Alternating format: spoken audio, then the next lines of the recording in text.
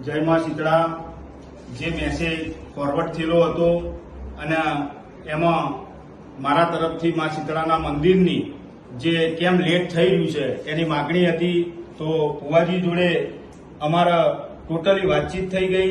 એમાં જે કોઈ પણ પ્રશ્ન હતા એની વિગતવાર ચર્ચા થઈ ગઈ અને સાંથલ ગામના વિકાસની પણ વાત થઈ ગઈ અને ટોટલી રીતે થઈ ગઈ। પણ જો કદાચ એ મેસેજથી ભુવાજીનું દિલ દુભાયું હોય તો હું ફ્રેન્ડલી સોરી માંગુ છું અને સાંથલ ગામના વિકાસની અંદર કે જે પણ કોઈ કાર્ય હશે એમાં સાથ અને સહકાર આપી અને વિકાસના કાર્ય કરીશું અને ગામની ઉન્નતિ અને જન્નતિ બે વિચારીશું અને એવી રીતે બંને મળી અને ગામનો સહકાર લઈ અને મા શીતળાનું મંદિર પૂર્ણ કરશું એવું હું ભુવાજીના સાથ સહકારનો વચન આપું છું।